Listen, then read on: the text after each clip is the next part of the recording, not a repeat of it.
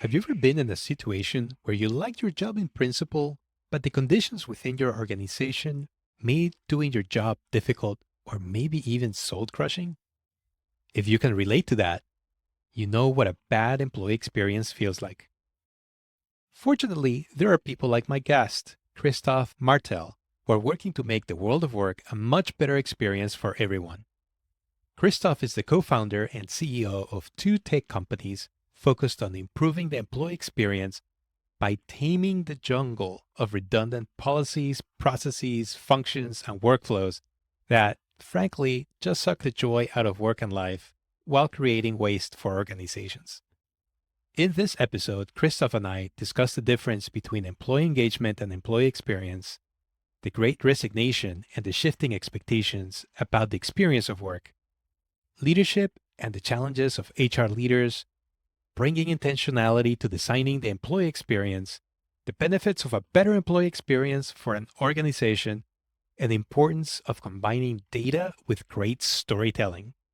I resonate with Christoph's desire to bring more joy to work and agree with his position that we can do so by bringing the same focus and intention we might use to design a great service to the design of work itself. Let's dive in. Christophe, welcome to Making Business Art. I'm very excited to have you on here today. How are you doing? Ezekiel. Good. How are you? I'm excellent. Anyway, thank you so much for coming on. I think you have a really interesting background, so we're going to get into that today. And today we're going to be talking about your world, which is the world of work and employee experience and organizational culture at some level.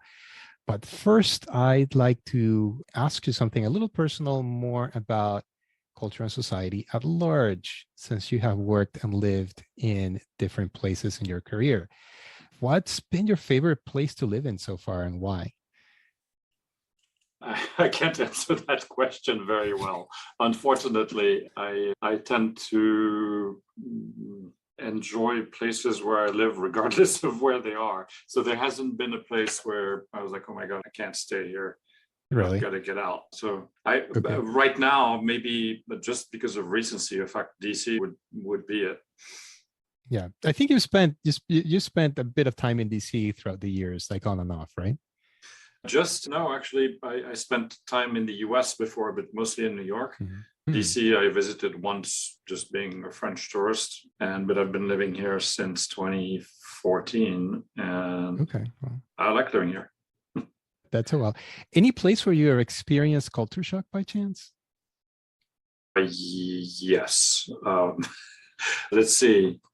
Perhaps the harshest one was moving to Asia from France, and I'd never even traveled here before. So I tried travel there before. So moved to Singapore, which was okay, but spent a bunch of time in China at the time. That was back in the 90s, and that felt like a culture shock. And Japan too. What Singapore, not too much, but any takeaways from that? Like, did you kind of take away or learn anything from that experience? yeah, that you're what it feels like to be a real foreigner. And actually, there's an experience in Tokyo where I actually got lost in the middle of the night simply because I left my jacket behind with all my things and actually could not read any of the signs to get back to my hotel. So that was that's what it feels like. I don't know, being on Mars or something. It's like, where do I go? Nothing is telling me where to go. So and you can imagine that. So I was born in Lyon in France, that if you're showing up in France being a Chinese immigrant, you probably just feel exactly the same thing. And I'd never felt that before. It took all of more than 30 years for me to experience that. Wow. I mean, I thank you for sharing that. I think those are really valuable empathy building experiences a lot of the time, precisely because now you kind of really feel in this embodied way, like what it is like to be out of place, right? Yes, And that's just right. have no clue what's going on. No, exactly. So that's fantastic. Well, thank you for sharing that. Let me just poke around your professional journey for a little bit before jumping into present day. I see that you've had, in the course of your career, sales roles in, well, product development roles in at IBM, sales roles at HP, PTC, various director roles, including corporate executive board, and then you went on to be chief human resource officer at corporate executive board. And now you're a founder and CEO of a couple of things. But before all of that, you got a master's in geophysics and then did some postgraduate work after that. What drew you to that discipline in the first place? And then do you still use or apply anything that you learned way back then into your job in present day? So what got me into it was just a early fascination when I was a kid with rocks, with the way Earth was formed, dinosaurs, how stars were born and disappeared, like all kinds of how the sun was just gonna eat all of us at some point. Like all these things were just a big nerdy concern of mine when I was a kid. And the one that I ended up spending most time investigating on my own was this plate tectonics continental drift thing, which just fascinated me because it meant that everything that's on the maps actually wasn't always as it is now. And even the story of the gentleman who discovered continental drift the very first time was a German meteorologist who who's just a sharp guy, and just looking at a map of the world realized that the Europe and Africa side actually dovetailed into the Americas side like a puzzle piece, and said, well, what if one day these things were together and then got split out, and did a bunch of work to confirm it, and eventually went to present it to the Academy of Science in London in the early 20th century, and got laughed at because he was not a geologist. What was like that whole saga was just really cool. So and then earthquakes and volcanoes and are suitably spectacular to go and want to understand and get close to. And so that I just then made it my field at the time. And then I realized actually after the fact that it would lead to a career in the oil industry, which as a geophysicist, you end up being on a platform somewhere and interpreting seismic data. And it's not a very fun life, to be honest. So after doing a tiny bit of that, I was like, maybe I need to reconsider options, and then moved into another direction. Interestingly, though, when I started working after that on my first product project, so outside of the geophysics world, I ended up renting a room with a very famous geophysicist who actually had was the first one to have mapped with our husband, a research partner, had mapped the bottom of the ocean. So if you've ever seen this map of the ocean floor with the mid-Atlantic ridge in the middle of the Atlantic Ocean, she was the one who built this map, and her research partner actually died in a submarine exploring the bottom of the oceans. And it was a really cool capstone to my geophysics career to live there for a year and a half. So that's geophysics for you. Any further question on it? Because I'm happy to go into it. I don't use any of it except maybe the math part, which comes in handy when doing Excel things. The thing that is actually connected to some of the work we're doing now is this idea that there is real value in cross-discipline connections, right? Because you had all these very expert geologists and geophysicists staring at the same map that this guy stared at and not seeing anything in there, because in their mind it was so impossible that these things would have been together ever, that these continents would have been together ever. And it took another perspective to actually open that box up. And then I think for businesses, that's one of the almost unexplored things for people to just get out of their swim lanes to go and look at other problems. So Yeah, absolutely. No, thank you for sharing that. I like to just poke and inquire and learn about people's backgrounds and early influences, just to see how that percolates into present day life. I suspect that perhaps there's modes of thinking or asking questions or looking at the world that you're carrying over from your curiosity in science and your studies in science that maybe informs what you do in some way, or maybe not. yeah, But no, it probably does. I mean, everything informs everything else afterwards, right? So, the one thing for sure, though, is that after one of the other motivations for me to be in geophysics was that I didn't really want to spend much time with people. So that was a great way to not spend time with anybody and just being a little truck somewhere in the middle of nowhere. And the part of the decision to move away from it was because I figured it wouldn't necessarily be good for my personal growth or balance if I really went into a complete tunnel. And that's when I actually, after spending some time in product, I moved to sales, just which was the most horrible thing in the world for me to go do at the time because it was very painful, but felt like a really healthy kick in my butt in terms of getting myself out of my comfort zone. yeah, well, sales will do it to you. Yeah, Sales it will. it's definitely hard. It's a They very say talk challenging, about art, right? It's the art of rejection. You know? So, among other things. No, yeah. indeed. Christophe, I just realized I didn't ask you the first question I ask in every podcast, and it's very apropos because it's gonna connect to your "I didn't want to be around people" comment. Where do you work and what do you get paid to do? Right now, Yes. I work at a company. I work at two companies actually. One is called TI People, and the other one is called Found. Both of these companies get paid to help large companies typically do a better job with the experience they provide to their employees. So most of these large companies struggle to even think in experience-centric terms and to organize around it. So that's what we help them do. Yep. And this is a venture that's we could say an evolution, right, in your career from having had director roles in at corporate executive board, then being chief human resource officer at corporate executive board, and then evolving into this.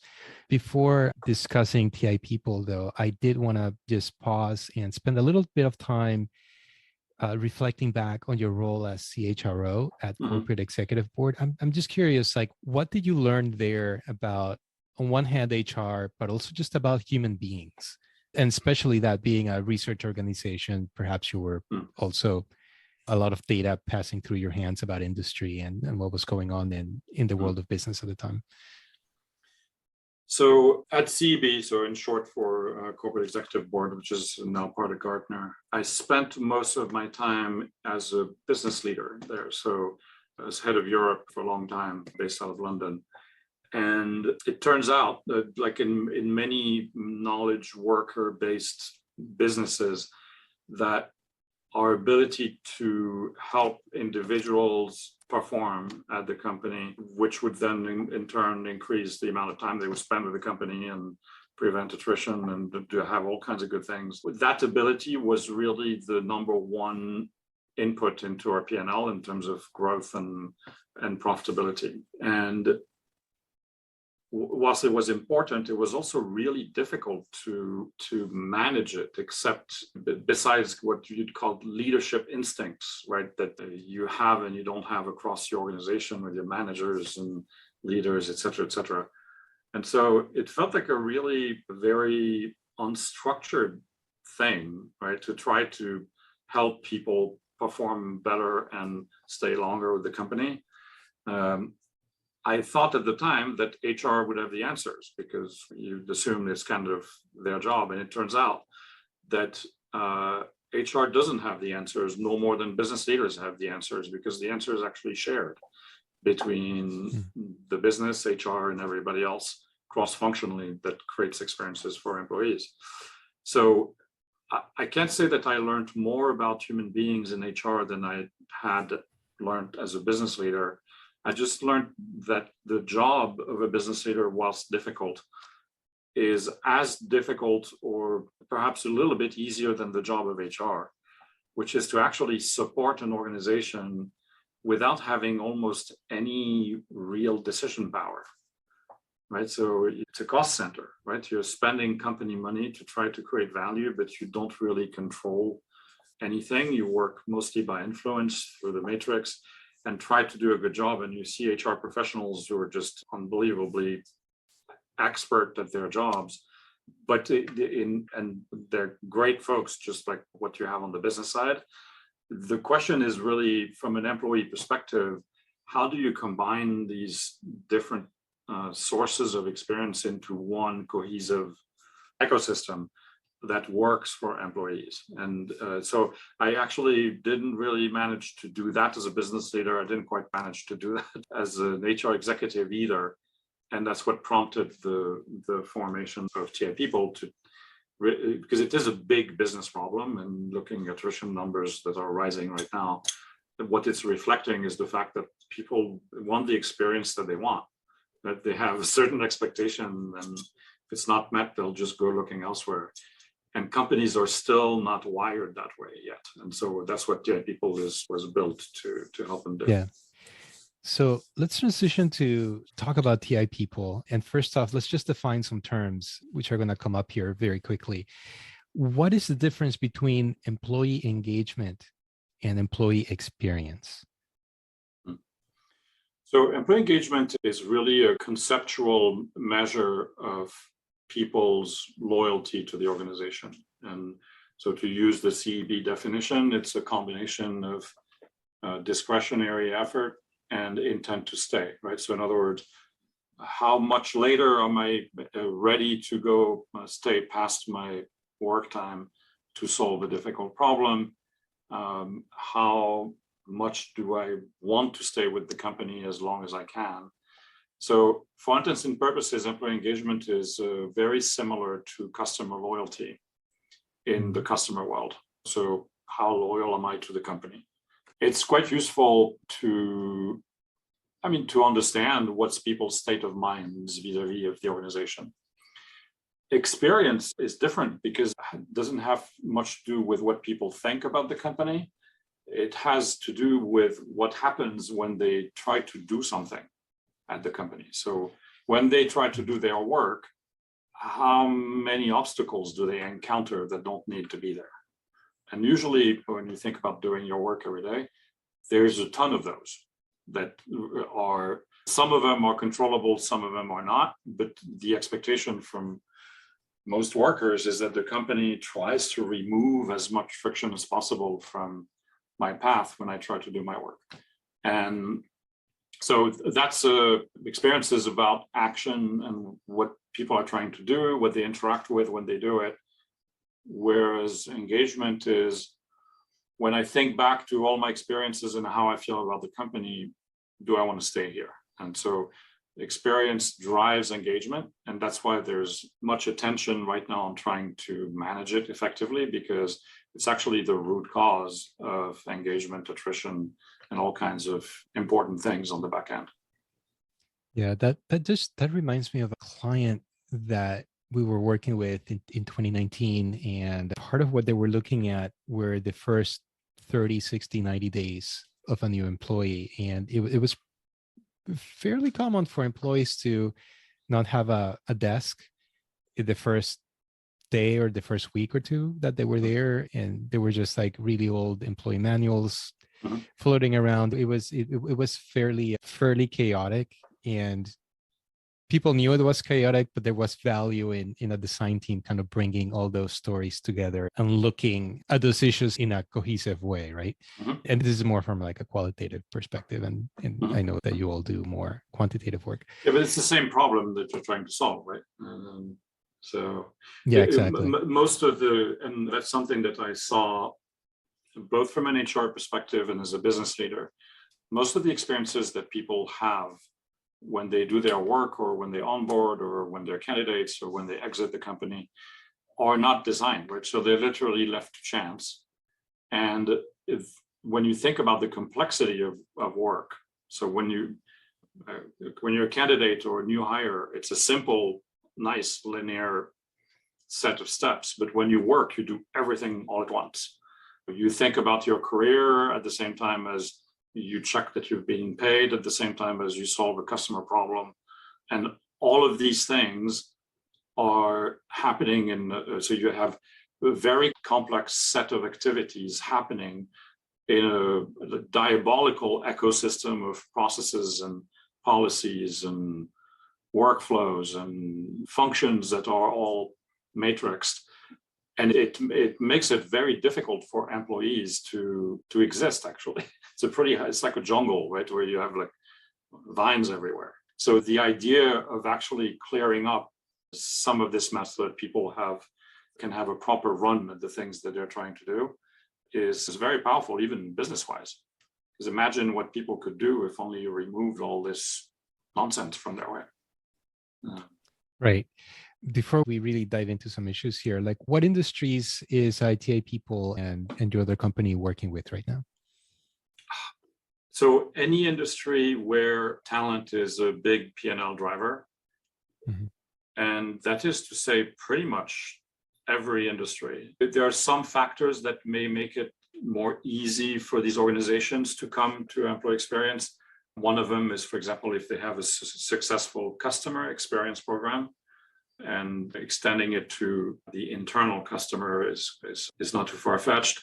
But you also have companies that don't have any kind of customer experience program, but have a real big talent problem that all the tools that they've used so far to try to address it basically failed. An example of that is logistics company in Utah who just couldn't retain people in their first 6 months of the company, and which essentially created big business issues in the company and managed to reduce turnover from like 120% annual to about 60% annual by doing proper design around what it takes to get to work there and how these new hires could become successful. So it's really a variation in industry, financial services, technology, logistics, retail. So there's no rhyme or reason, really. Yeah. So you've been working with some global companies, right? So you're actually reaching beyond the US. You're actually analyzing, touching people in Europe and in Asia and beyond. What are kind of common problems or complaints that your clients are bringing to you, especially in the last year and a half with the pandemic and everything that's been going on around the pandemic, right? Retaining talent, et cetera. Like what are you seeing? Yeah, so as a company, we actually have a dual headquarters, one in the US and one in Hamburg, Germany. So we do cover both sides of the pond. Very consistent challenge is that actually companies don't know how to prioritize opportunities to make a difference on people's experience. When you really think about it, the realm of possibilities of experiences to go and improve is by talent segments, and in 100,000 people organization, there's a lot of talent segments, times geography, times business unit, times the experiences that people have and whatever stage they are in their life cycle, times the touch points they interact with when they do certain things. It's such a complex matrix that people don't know where to start. And so usually what they do is to start by what's easier, or by alphabetical order, or based on insight from, I don't know, the CEO who decides to go and do something about something they care about. It's very rarely employee driven to say, we know overall what are the experiences that you guys think is most important and also is currently not delivering to expectations. So some of the candidates for experiences like that are people doing their job. That is, when you really think about it, it's the lion's share of the time you spend at work is like doing what you do. And if that's not working for you, then that's a problem. Second, a close and one that rose to the top was commuting. So during the pandemic, that was not really a concern, but post-pandemic, it became a huge issue with people not feeling safe commuting to work, and even resenting having to spend time in their car or in transports for an hour to go to work and go participate to Zoom meetings. Like, what's the point of doing that? And also finding themselves quite productive being at home and therefore not feeling the need to go back to the office. A third one is anything that touches career mobility, so internal career mobility, where people have now expectations of choice, right? Of saying, I'm doing this job now, I want to have visibility into the next and the one after next of opportunities I could have here. And that goes along with what kind of skills I need to pick up, what kind of comp I'd be able to achieve there, and where I want to work. So if I decide to go work in the mountains, it should be okay too. So it becomes really a buyer's market for employees, where just like travel has become a buyer's market where you have a choice of the airline you fly and the hotel you pick.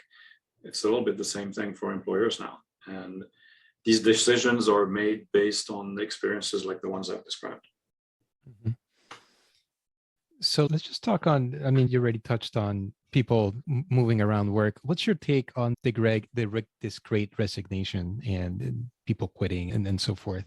Beyond what you already shared, do you have any other thoughts or hypotheses or questions that you ask yourself around that issue? So we believe, now I'm biased, but we believe that what drives it is the fact that employees live in an experience economy, right? Mm-hmm. So in other words, they are educated by the Amazons, the Netflix, and the Expedias of the world on what good service looks like, on the freedom of choice, on transparency of quality of information you need when you make choices. And now they port that into their expectations at work. And when returning something on Amazon is as simple as saying, I don't like it, I want to return it. And you see some of the experiences you described, where onboarding at a company, you have to go through 3 dungeons in the basement to go and fill out paperwork. The contrast between these two things is so sharp that it doesn't meet people's expectations. That's it. They're like, this is not, we know that this could be better. And why is it not? Like, how incompetent can you be that you don't provide me at least a decent experience when I do these things? So it's that's what drives it, in my view, and it drives employee behavior in the same way that it drove customer behavior at the beginning of the customer experience era, where marketers were wondering what the hell is happening. Like, why are customers, like, why are they doing what they're doing? And that was the beginning of the experience economy, and it's just now expanding to the world of employees. Yeah. Can we just take a moment to just reflect back on when you started your first couple of professional jobs after grad school back in the day? I mean, how would you contrast that experience with the expectations that young people have now? What does that look like? Well, yeah, you're lucky to have a job, so stick with it. And whatever the company puts in your way, it's really a test of character to see if you're really worthy. Whereas today, it's, what, you want me to do this nonsense? I'm not having any of it. I'm not working for you.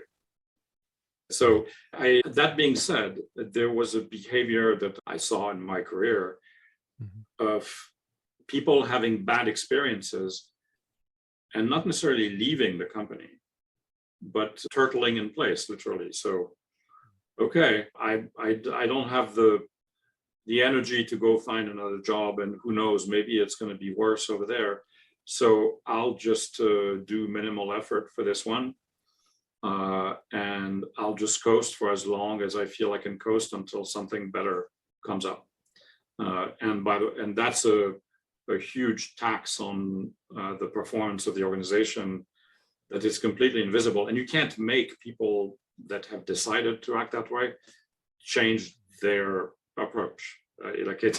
Once they've done it for a few years, it's almost impossible to change. So I think there was a lot of that kind of behavior in the past. I think now people are more actively managing their career, and therefore there's more jobs available too, and therefore just manifested in attrition.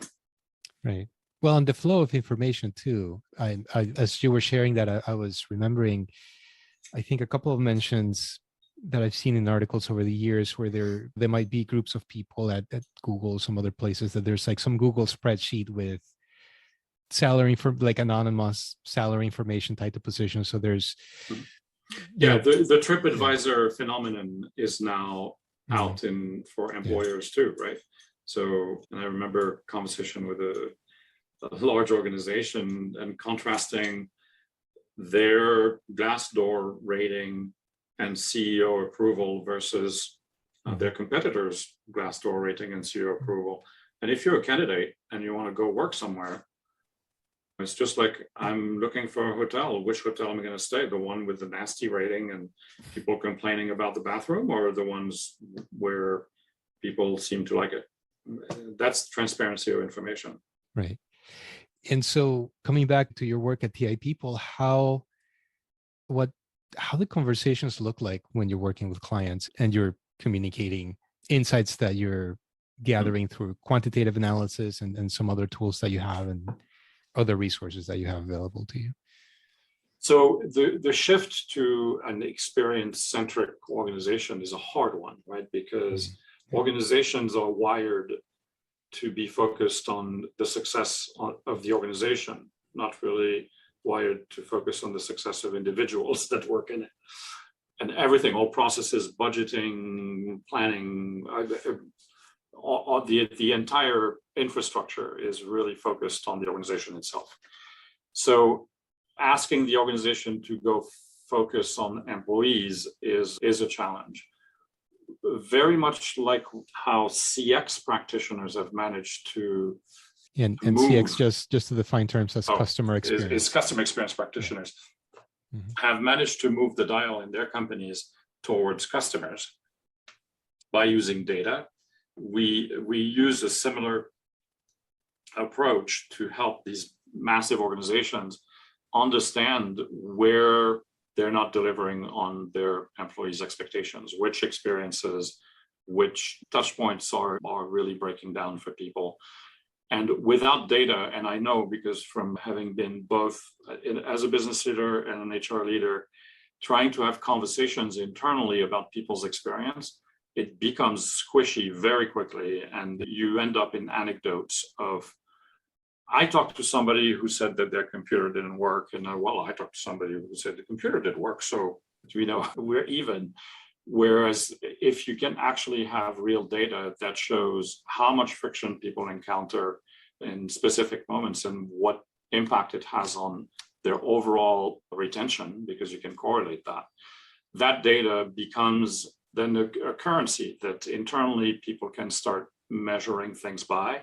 And little by little, you start shifting the organization towards the notion of experience, even if initially people don't quite understand what it is, but they know that if you get a CSAT score for, I don't know, people getting paid of 50%, it means that 50% of people are really unhappy with the way their pay is calculated. And that's something you can fix without being necessarily a designer. You can already start having an impact just by using common sense. So our approach is very centered on collecting data that represents people's experiences in the best possible way, never at the level that you'd get from a proper interview, but at least close enough that you get a sense of focusing on the right things and then using design tools and design teams to go and fixing these things. Yeah.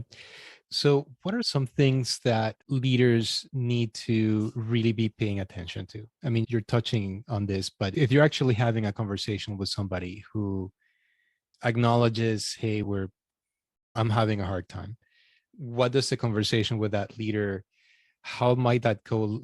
And let's just say it's somebody very open, like they're very open to feedback and changing, and they're very coachable, and they just really want your help. What might you point their attention to, and what things might you emphasize that they need to embrace? Well, so there was a huge amount of airtime for the term empathy during the pandemic. And great leaders, the open type that you're talking about, typically is instinctively empathetic, right? So in other words, they with the real sense of the word, not because they're nice to people, but because they know how to adopt somebody else's perspective. And usually you see these leaders being the ones who spend a ton of time with frontline teams to understand what it is, what it's like to walk the walk every day, and to try to figure out opportunities to make their experience better. The problem is that is the attribute of a few leaders. And when you have a very large organization with hundreds of thousands of people, even if some of them practice this, sorry about that, many of them don't, right? And you still have employees who are experiencing a ton of friction and no one knows. It never floats back up. So for two things. Number one, so great leaders that are open, it's almost a way of the practice of experience, as I described it, is a way of institutionalizing empathy. So it's almost, don't rely just on conversations, but actually have data that is going to reflect what these people are experiencing pain with, and give you data so you can drive action in the company. Because that's the other thing with empathy, is something that leaders feel very strongly internally, but then when it comes to drive action, they hit a bunch of pushback and pocket vetoes and all these things. That data really helps to punch through, because no one can argue with data. So it's almost a recognition that many of them have the right instincts, but they don't have tools that help them extend their scale of understanding and of diagnosing, if you will, and prioritizing with the right areas of impact so that they can act more effectively. So maybe the second thing is, sorry. It's okay. Okay. She's participating in the podcast. Pets and kids are welcome. Her name is Mika. She's a good dog. She's doing her job. So the other thing is, leaders are very concerned with performance of their business, right? So how effective are their systems and their processes, and actually at the end of the day, their teams, right? So how much output do they get out of the system? For them to understand that the other side of the coin of effectiveness is actually experience for the people that are producing whatever it is they're producing. And we recently did work for engineers, so that work in agile teams, so coding engineers and software engineers, to try to understand from the perspective of those engineers trying to do the agile, participate to the agile process, where are the points of friction from their perspective? And when you understand that, it actually shows you opportunities for improvement from a productivity perspective. So in other words, experience is of course good for people that work there, but it's also really good for optimizing areas where there's a ton of energy loss. And many business leaders typically understand that, particularly engineers. It's a bit harder for HR executives, because HR executives are very attached to process, because that's what the job of HR has become over the years. Let me go back to data. I mean, I have this provocative position that data is meaningless and it takes people to make it meaningful, right? It's like if there's a binder of data in the forest and nobody reads it, right? It doesn't mean anything. And that is to say that data, we need to be good storytellers with data, or I would suppose that we need to be. How do you approach storytelling with data and what's your approach to make it compelling and convincing and really tell a story that gives people deeper insight into what's happening in their ecosystem? So this is really a change management question for all these internal teams that are creating experiences for workers, usually with no clue that they're actually creating experiences. Right. So usually they're building processes and things to get things done, and then workers have to go through these things, and then everyone hopes for the best. So the change exercise is a combination of one, giving data so that executives have a robust frame to lean on, to report on, to measure progress over time, to be able to tell the story of over time on how we're doing things better. And without it, actually, everything peters out.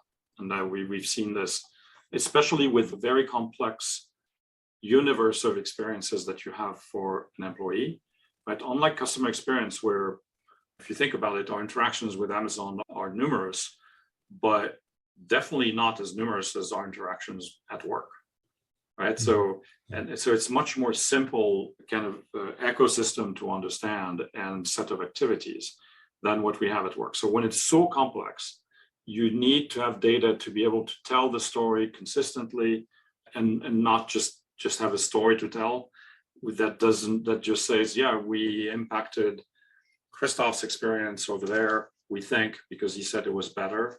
But that's not enough to get an organization to move. Much of the storytelling actually should be directed to people, HR, IT, and business people that are building these scaled experiences, to show to them what it means when what's a story of improvement. So for example, in a recent work we did with a big pharma company, candidates, one of the big gaps in their candidate experience is actually background checks. It doesn't sound like much, but when you ask candidates, they'll say, I almost have the job pending the background check, and it's going to take 3 weeks. And during those 3 weeks, I can't accept another job or decline one, because I'm not sure that it's going to come through. I'm also not sure that they're not going to land on that thing I did in college 10 years ago. And it's basically 3 weeks of anxiety. And most of background check experience is actually poor because it's outsourced to some company that just does that transactionally. So you now have a highly emotionally charged moment for somebody who really wants to join this company, and you have a contractor who couldn't care less, and that gives pretty poor experience overall. So that kind of the ability to take problems like this, make them better, and then to give data to say the experience of people at this particular moment went from 40% to 90%, and the team actually cross-functionally resolved that together. Now the story is about this team and how they're heroes for looking at the problem in the right way, being able to solve it. And that then inspires a bunch of other internal teams to go do the same thing.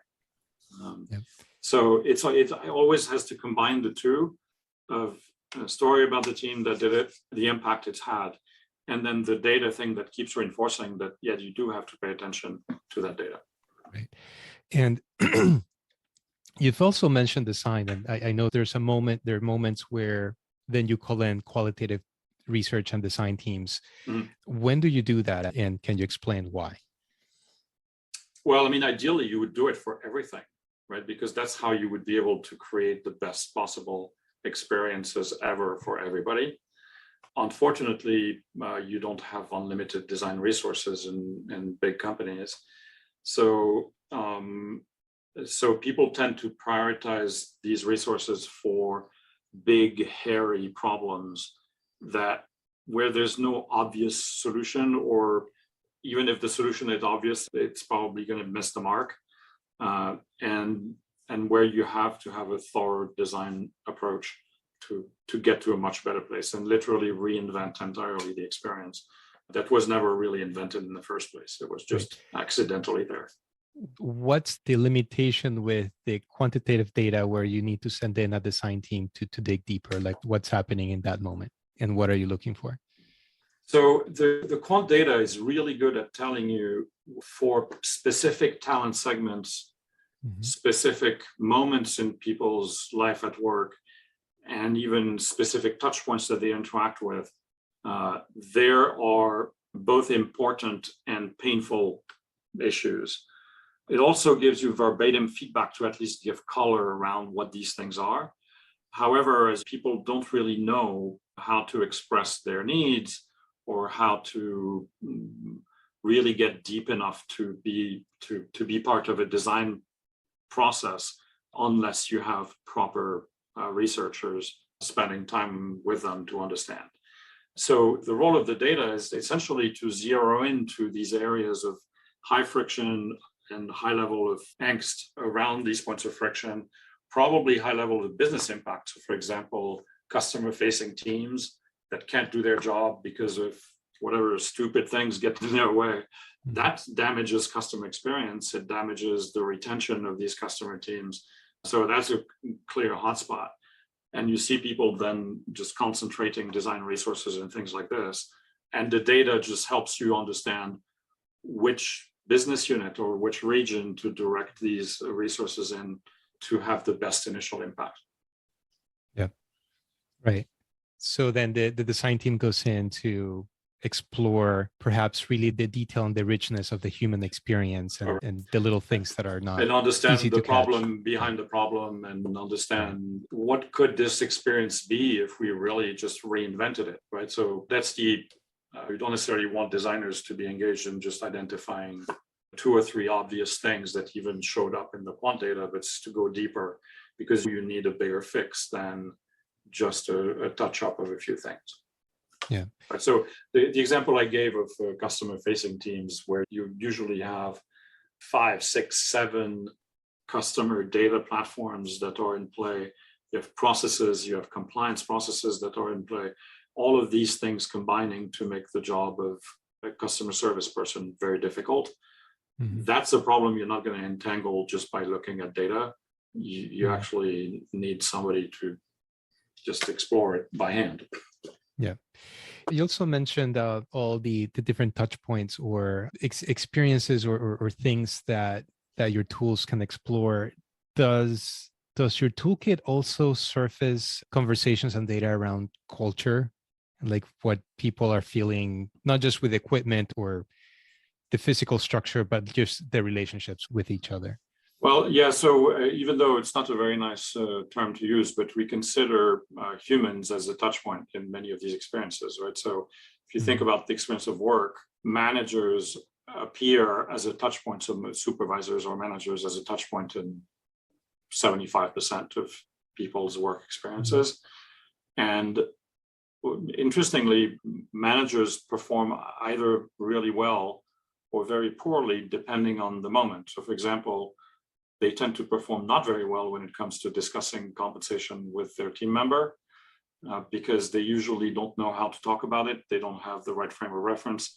And honestly, companies don't equip managers with the right things to have these conversations.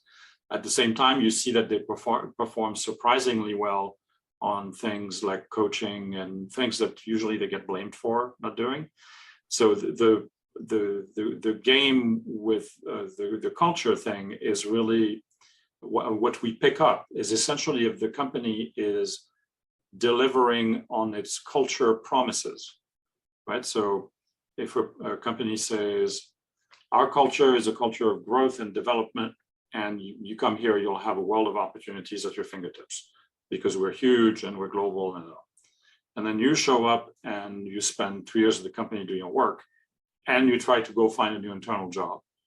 And then all hell breaks loose because, I don't know, if you're an engineer, let's say, and you're a female engineer, and you start looking at job descriptions, most of which are written by male engineers, you're like, well, that's not really the kind of job I would want. And even as you try to reach out for some of these things, your manager actually tells you, well, I think it would be better if you stayed in my team because I'm planning on you to stay in my team. So now you're discouraged from going and exploring other things. So where the cultural promise initially of career mobility and inclusion, which is usually part of the stated culture, what it comes down to in reality is, well, I'm a female engineer trying to find a new job internally. A, I don't find one because I'm female, and B, even if I get over that hump, I still can't find one because my manager won't let me. And that means that the promise you've made to me with your culture, you don't deliver. And that makes me mad and usually go look for a job external. Wow. So is that a story that you see fairly often, or? Yeah, absolutely. Oh, Yeah, so for like looking for a new job internally for engineers in most organizations we've done this with, there's a gap of about 30% in ease of if you're a female versus male. So that's why data is powerful, because it's actually showing daylight that otherwise you just know anecdotally. So do you have any thoughts around this term toxic culture that's kind of been floating around the last couple of years? Yeah, I mean, I think how we think about culture is it's a kind of a two-geared concept. There's the thing that the company declares to the world and say, this is our culture. And then there's the reality of what happens. And the more gap there is between the promise and the reality, and the more things get toxic, right? Because you have a similar phenomenon for brands, where there's a brand promise, and then there's the brand delivery, right? So when Apple promises to fix my iPhone in a really nice way, in a nice genius bar, with good wait times, et cetera, that's what I expect. And if you don't deliver on that, then you're now making empty promises to me, which makes me mad at you. So when that happens at a company and too many people are disappointed with the way the company meets its promises, then people don't care. Like they're put in a situation where it's like, you don't deliver to me, I won't deliver back to you. And it kind of brings out the worst in people. And I would almost say rightfully so. Yeah. So interesting. So I think this is a good segue to transition to the name of this project, which is Making Business Art. Just curious, what comes up for you when you hear that phrase? Just gut reaction. So I would back up 10 minutes ago in our conversation about the powerful combination of data or analytics, whichever you look at it, let's say data-based insights and stories. So where I think either one of these two things on its own fails to change modern organizations, I mean, large ones. So smaller ones change on stories all the time. Like you don't need data. When the scale gets out of, let's say, at the 20,000 people mark, things just get too complex if you don't have data to describe it. And so for me, the marriage of business and art is really the marriage of analytics and storytelling, whether that uses images, metaphors, stories of like real things that have happened. And companies that do that well, I think, can move much faster. Yeah. I mean, out of curiosity, this is totally a personal question. What's some sort of arts related experience that it's memorable that you've really enjoyed? And that could be theater or a movie or a live concert, even like a really like fine restaurant. Is there anything that comes to mind? Yeah, I mean, just watched the Batman movie the other day, which I found really good. And actually the experience was one of, I'm just surprised at how good it was compared to how much I didn't expect it to be that good. But most of the experiences that register with me are music related typically. Yeah. So that's where I listen to music most of the time. Yeah. I mean, part of the impetus of this project is to find ways to build richer connections with the people we serve. And that is to say that we're really working with emotion, which I think the world of art, when it's at least talented people in the world of art, know how to do that fairly well, and get some emotional result. So I'm also curious just to poke around in terms of emotion. Yeah, like you brought up emotion several times, right, during our conversation about people being disappointed, also people being uncertain. And uncertainty is interesting. I was having a conversation with another guest yesterday. We were talking about, I think it was after the recording, how we human beings, we hate being uncertain generally, but we love like managed uncertainty, meaning like a sports game, right? There's rules, you're gonna be okay, it's safe, but it's uncertain, so it's exciting. Or in storytelling, like building tension, releasing tension, like in a movie, right? That's also like managing uncertainty, but not knowing where we're going at all. That is kryptonite for the human brain. So yeah, what this is translating into right now is what people expect of work today. Yeah, is that kind of managed uncertainty, right? So the hybrid working thing is a big challenge for companies, right? It's huge change, and there's an expectation sea change from individuals who as we talked about earlier, and so people don't understand why they have to go to the office just because it's the rule, right? And so that's the managed certainty is like, what are you doing? Why are you doing this to me? Is really their reaction. Where what they want is to have the ability to go back to the office to do things that they don't get to do at home, like be together with their teammates. But then it has to be orchestrated so that, because otherwise it won't happen. But it also can't be too rigid, because if it is, then it's yet another thing that you have to do. And so there was actually a recent article by the CEO of Airbnb, who basically said, for anyone who works out of a computer, going to the office is like, why would you want it? Like, if you treat it as a design problem, what human goal are you trying to fulfill by going to the office? And if it's to be with your mates, then orchestrate it as a go and meet together and be for a week together somewhere and enjoy each other's company, maybe do some work once a quarter, and the rest of the time you don't need to go. So it's a really interesting question of creating an environment that is kind of tight and loose at the same time, tight around the right things and loose around the rest, for people to be happy nowadays. And we see in our data huge deltas between generations. So I'm a boomer, so boomers don't really care either way, like happy to have a job anyway. As when you go down to millennials and Gen Z, you see like violent rejection of anything that sounds like something you just have to do because we just tell you to. Yeah, it seems like, especially with the younger generations, just the expectation that their sense of just autonomy and self-efficacy is just way higher than, because even when I was growing up, and I grew up in Ecuador, and that was very conservative society, it was just top down, and you were just thankful for what you have, and you shut up and you take it and you put your head down. Yeah, France is the same way. Like, it's like you just like do what you have to do. Then you do a revolution once in a while just to like shake things up. But in between, you keep quiet. Yeah, absolutely. Well, part of the mission, because through this Making Business Art project, I'm also just thinking through like, how do I create some frameworks and tools and approaches to help leaders and organizations and just teams in general. And this mission statement that I landed on, it sounds very romantic, but I'll throw it out to you, see what your reaction is. And it's about inspiring people to make their work more beautiful and enchanting.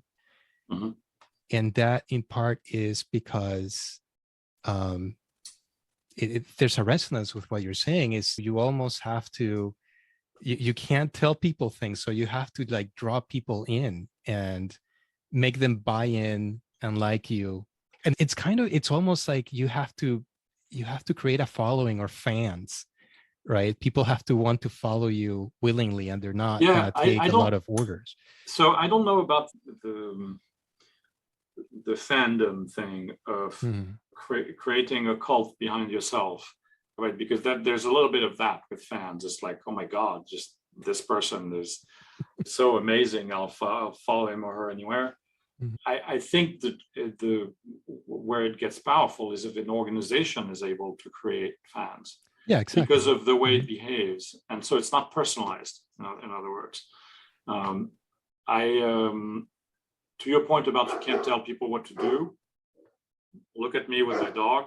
Clearly, it doesn't work. And it's the same thing. I have a 21-year-old son. It's the same thing. Like, you just can't make people, actually, you can if you deploy enough power, but it will actually end up biting you in the butt later, right? So that particular philosophy, which, and by the way, I think even in modern armies, they've actually understood that, which is a very hierarchical environment. That's not the way you lead people. Like, great military leaders actually lead from the center. They don't lead from the top. So the shift in leadership approach is one that goes with this question of experience, which is, my job as a leader is to remove as many obstacles is to be like your mom, actually. Remove as many obstacles as possible from your way so that you're as successful as you can be. That's really what a good leader should do. If you do that with everyone, and you're able to channel everyone's energies so that it creates value for the company, because they're shareholders on that side, you're really like, you're the leader that gets out of the way to get things out of people's way. You end up creating a ton of value for individuals and then for the company. The Jack Welch time of the super macho leader is kind of over from that perspective. Yeah, but I think the type of leader that you're describing, they do end up creating fans in some way, because I've known people that do that in a small way. They're not world leaders of global corporations, but they can call anyone who's worked for them and they'll answer the call, and that person will bend over backwards to help them out. To help. I think that's, I mean, what goes around comes around, right? It's there is an inherently paternalistic thing about organizations, is that if you're a senior leader, you're sitting above people that are sitting below you, right? And that particular setup is one that gets in the way of leaders, actually, to do that, because they believe that their job is to lead from the top and make big calls, etc. Where actually it's what we've been talking about. And when you do that, then people just go where their job takes them to do it in the best possible way, right? So the enchanting thing that you're describing, that's what it's about, right? It's like, I'm actually having a great time doing my job. It's a really good way to spend my time. Like, when I go back home, I'm like, okay, I didn't waste 8 hours of my life. Maybe I wasted an hour. That's acceptable. But for the other 7, like, that was time well spent for me. So is the CEO nice to you? Which CEO? Oh, yeah. That would be you. because of the 2 companies, I'm like, I don't know. Which one? No, actually, I'm not very nice to myself. Yeah, just to clarify something on the fandom, because you introduced the word cult, and I had not thought about it from that perspective. Something that I'm fascinated by fandom is when there's these bodies of work like Harry Potter or Star Wars or Game of Thrones or fill in the blank. And then there's like all this fan fiction, and people are writing fiction and are doing all of this for free, which to me, it's amazing. It's mind-blowing, because it's still work. You still have to know good story structure and good writing and all the things, right, to make this fan fiction compelling and effective. And nobody's getting paid, right? It's just people are just super passionate about that thing. And I wonder, like, well, what if we could add back, or, well, I don't know, add back, but maybe just add more meaning to work? And the term meaning is kind of what is the Lord of the Rings really meaningful? I don't know, but like, I read the book many times, and I still enjoy reading it. Or do the same thing, read it many times, I still enjoy reading it. It's not about the meaning, it's actually about the entering that world and being in it and discovering new things and new ways of thinking about it. And so it's kind of an active thing where I feel, I mean, I could do something much more productive with my time, like, I don't know, playing cryptocurrency market, but I find it less interesting than immersing myself in that. or like playing like strategy games, or like it's in a way a waste of time, but it doesn't feel like a waste of time. And I think work is a little bit like that. So if you adhere to the environment in which you are and the people you interact with and the actual work that you're doing, so the actions that you perform, then it feels like a valuable way to spend your life, actually. Yeah. And that in itself creates a loyalty to, actually, to some extent, CEB, for at least a part of its life as an organization, was a company like that, where people were just like, I don't want to go anywhere else. Like even at the time that Gartner acquired the company, there were many people for whom CEB was their first job, and they're like, oh my God, I'm now no longer working for CEB. It's Gartner. It's different. And what determines that, and it was by no means a perfect place to work, but it is, and I don't know if you can call it meaning, but it's people feeling that they're not wasting their time when they're doing their work, and that there's a common ground with other people that are doing a similar job, and that they're leaning in together out of will rather than out of, I'm just collecting a paycheck. And I think it's the same thing that drives you to play a stupid strategy game for like through the night, just because you just want to do it. It's just this, the understanding the complexity of the human being. I mean, we could throw around terms of meaning is one, but I think in hearing your story, the word significance comes up for me. Like you're feeling you're doing something significant or that has an impact on other people. What do you feel is most rewarding about your work at TI People these days? Like, what are the good feelings you have around it? I know you're very passionate about it. So good feelings is when we manage to help some of our clients actually have an impact, right? And it's the hardest thing to go and do the test when you speak to HR folks and ask them, can you give me an example of impact that you've had in your work on the experience of your employees?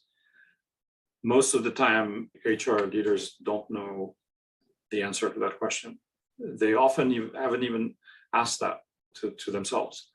And it's a shame, because the reason why HR executives got into HR in the first place was because they want to do good things for people, right? But then over time, it tends to devolve into a much more process-centric organization serving sport, rather than being one that really serves people's experience on the back end. So when we manage to have some of these experienced leaders actually have an impact on the experience of employees, that's pretty great.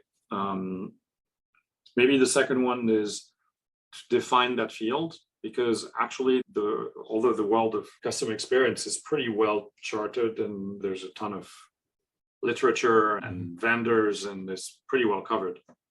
Yeah. And the world of employee experience, there's actually a very little good work to lean on to go do stuff. And so that's pretty exciting, because it's like, I don't know, that's just a new field. Yeah. See, I'm hearing the excitement of the scientists, the younger scientists from back in the day, just discovering things and bringing things to light. It's kind of goes back to that same, that same driver. No, there is a thing in the cross-functional, the cross-discipline thing. Is I think what's going to take this thing forward is if you blend human-centered design principles with kind of organizational development principles, because you have to serve the needs of organization, otherwise no one has a job. And three, what's happening in the people analytics world and what you can do with AI, etc. If you bring these three things to bear on the problem of how do we make people's experience better, like that's how it's going to happen. But the thing is that these three disciplines are very isolated from each other. And so it's interesting to bring all that together. That's kind of what this project is about. Also adding art, because at the end of the day, yes, music and color and so many other things from the world of art is what really animates us and activates. Well, so actually, that is part of part of the the experience that people have, right? So even the surroundings in which they work, the stories that are told internally in the company, things that are, how often do they have the opportunity to even share experiences together, right? So I don't know if you remember the days of Christmas parties and like ridiculous things like that. What these are, it's just shared experiences for groups of employees. And that may be why I like the Brian Chesky article, is because he actually validates the need for these things, but validates the need to actually engineer them or design them as real shared experiences, and acknowledging the fact that it's probably no longer going to happen in the flow of work, but going to happen in specific moments. So that's an opportunity for art and business to really combine. For sure. And just reacting to that too, I think it sets up the situation that we're in, just sets up a different conditions and constraints to be more deliberate about bringing people together, because day-to-day world of work, as you've pointed out, is not very deliberate a lot of the time. It's just kind of stuff that it's people slap sedimented together over the years. Yeah, and sometimes that just creates a daily grind, literally, for just some people just ground down day to day. I mean, the burnout phenomenon, right, which is what's happening across most of the organizations. I mean, burnout is the result of friction, right? It's literally, I have too much friction in my work, and friction is defined as stuff that gets in your way unnecessarily, right? It's not just a problem to solve as part of my work. It's like there's this nail in the sole of my foot that every time I take a step, boom, it's there, and it's painful. That kind of thing, it burns you out pretty quickly, and people have no more tolerance for that. Is there something about the world of work in your own life, right, looking back at when you started your first professional jobs up to now, is there something that has changed that you're happy about, that you're so relieved that X thing is different these days? Something you would not want to go back to? I think Glassdoor is actually a remarkably powerful transparency mechanism, and whether it's Glassdoor or any other platform that does that, the ability to see people's reviews on companies, and many of them sharing the experiences that they've had. And even though it's always somewhat biased, etc., I think that transparency is amazing, because you never had that in the world of work. So it was always this kind of, I don't know, it's like law. It's like this protected area that you can't go into unless you're a specialist. Work was a very hermetic, cloistered thing. And so that's really changed, I think. And it's what's motivating people to say, well, actually, I may have a choice. So I wouldn't want to go back to the time where most people actually felt like they didn't have a choice. Yeah. And you mentioned your son and that he's 21. I assume he's getting ready to go into the world of work professionally in some capacity soon, if he's not in it already. What's your reading on what that experience is going to be like for him short term and maybe 5 years out, the first 5 years of his career? Like what do you make of that? I don't really care. I'll just tell him what to do. No, I can tell that his approach, and it's actually not that particularly revolutionary with him, but his approach, and as is the approach of friends, very much in line with what we've talked about, right? So they don't want to join just any company. So I think there's just that expectation of they're going to do something interesting with the work they do. And it doesn't necessarily mean that it's super prestigious. There's some that seem to be kind of prisoner of their dad's career and that they're going to have to go work at the bank or things like that. But many others who are pretty free thinking about what they want to do, and maybe it was always that way, because I probably felt that way initially. but it got beaten out of me from working at some of these big companies. Like, oh my God, this is really not what I wish it could be. And actually, what's good news is that there are choices, right? There's so many startups out there. There's so many organizations that are doing good work that these kids can go and have a good experience in. That, Yeah. and what's cool about that is I think people that have good experiences learn faster, they grow faster, they exist better. So that's all, good news for them. So. Yeah. Okay. Well, we might have to get an update later on, like how that is going. And hear the report back. Good point. Yes. All right. So we're going to wind down our time together here, Christophe. And I am going to ask you a lightning round of questions. And feel free to pass if you feel like they're too silly. Okay. But here we go. First question is, I do invite you to play though. First question is, describe your closet and what state it's in. Messy. That's it. Is that? Yeah, I mean, I can describe further if you want, but yeah, it's a mess. It's the reason why it's a closet is where you close the door, and this way it's not. My room is actually not messy, but the closet is. Yeah, we think alike there, Christophe. Next question: what's the last piece of media that you love? That can be a book, a movie, a podcast, or anything else. It was actually a piece of music. It's Murray Pariah, the pianist, who just recorded some Liszt sonatas that were just, and I'm not a huge classical music fan, but just amazing music. So yeah, listen to it for. Who's the artist again? Murray Pariah. He's a classical piano player. Okay. He's to look that up. Yeah, he's very talented. He's about 70 years old now. But that was the last. Okay. What is something that inspires you? The idea that organizations are creating poor experiences for their people accidentally. And that I think maybe some were just evil to begin with, maybe. But for the most part, it's actually accidental. And the idea that we could potentially reverse it by giving these organizations visibility into what's really happening there is very inspiring to me, because it would be kind of like removing pain for workers that doesn't need to be there. Because when you actually show these things to executives, like, oh my God, I never knew this was going on. Let's go fix it. Oh, that's beautiful. What's a song you must play during a road trip, or it could be a band? It's probably one song by Serge Gainsbourg, who's a French singer from the 60s. One song, just because, I don't know, it's the French thing for me is kind of channeled into what he does as a singer.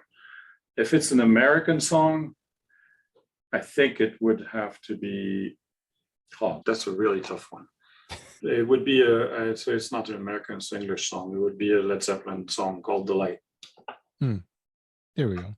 And the French singer and the song again, what was that? Gainsbourg. Okay. Yeah. Good luck with that one.